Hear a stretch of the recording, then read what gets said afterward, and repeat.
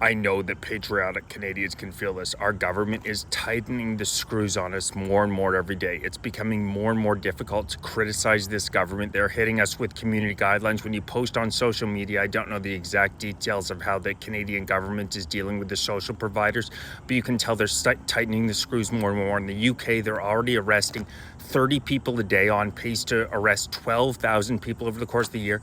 And if you're tracking why they're arresting people, why they're throwing people in jail, it's for criticizing immigration policy. In Canada, 75% of Canadians say we're seeing too much immigration, and we have always prided ourselves in the Charter of Rights and Freedoms.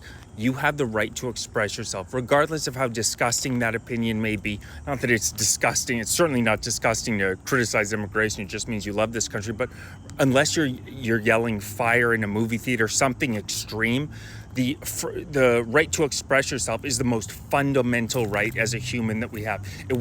It's what literally differentiates Western civilization from all other civilizations before us. We are living in an anomalous time where you're allowed to criticize the king. You're allowed to criticize the prime minister.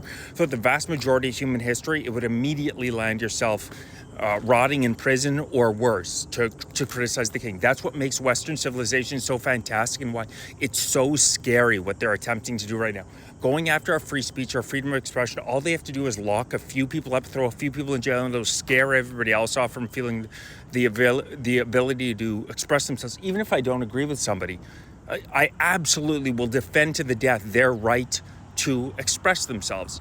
And not only does it hurt the speaker when your freedom of expression is attacked, it also greatly damages the listener. You're damaging both people when you're going after freedom of speech. And I have not seen a crackdown like I've seen over the past couple of days. I've already lost 2 accounts with over 20,000 followers. So I'm incredibly careful to follow the community guidelines. And over these past couple of days, I've noticed more videos have been taken down, so-called community strikes, and then they're removing volume. So the Canadian government is following suit of what they're doing in the UK, following suit of what they're doing in Australia, and you can sense it in the air. Our government is trying to permanently shut us up. They know that their policies are incredibly unpopular, particularly when it comes to immigration, free speech, the economy, and they don't want to be allowed to be criticized because they know they can't win in an open and fair debate, so they want to shut their opponents up. It's the strategy time immemorial that tyrants utilize. Is I can't beat you in a debate, so I'm going to tell you have to shut the hell up because you're a racist, because you're a xenophobe. Canadian patriots are smart enough to know exactly what they do, but we need to find a way to circumvent this and to make our voices heard without relying on social media. That's why I'm organizing 2 rallies. I've already submitted applications for Saturday, September 13th and Saturday, September 27th on Parliament Hill. Clearly, it's not enough for the polling to be as strong as it is on immigration. Mark Carney just announced they're going to allow another 1 million people into the country in 2025 alone, despite the fact that 3/4 of Canadians, you will not find as overwhelming a consensus as 3/4 of Canadians. And this is saying enough immigration. This has nothing to do with hate.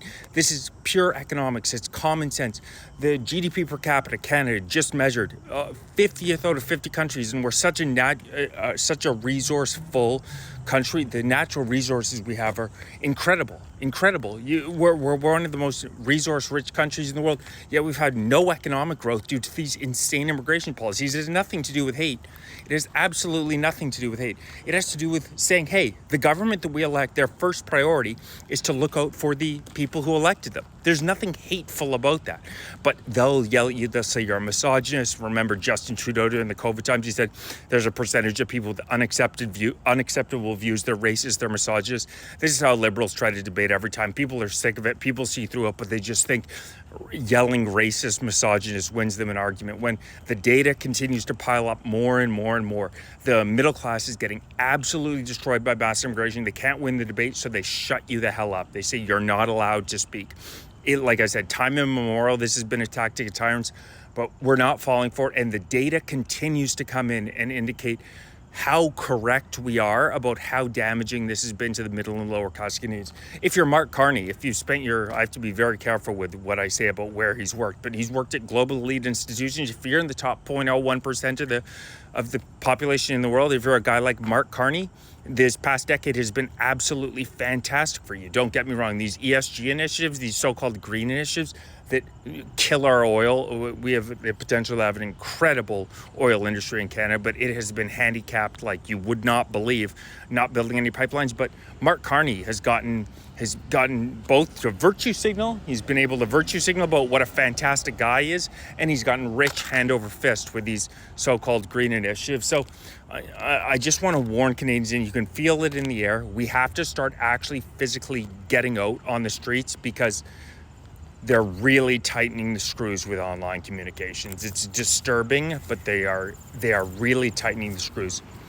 And I just want to let everybody know, because you can sense it. You can sense it in the air. There's something bad, but Canadian patriots are going to stand up and we're going to fight back. If you're interested in supporting me, supporting these 2 protests we're going to be doing, hit the link in my bio. You can donate there. I'm going to be putting posters up all throughout Ottawa. I'm going to be boosting a couple of posts to get the word out as best I can. I know there's already hundreds of people who are interested in attending, which is fantastic. You can also grab some merch. I have some really cool merch. Donate. Check out my Substack. And stay tuned, because I'm going to have more information coming in the coming weeks for Canadian patriots, and we're ready to stand up for Canada.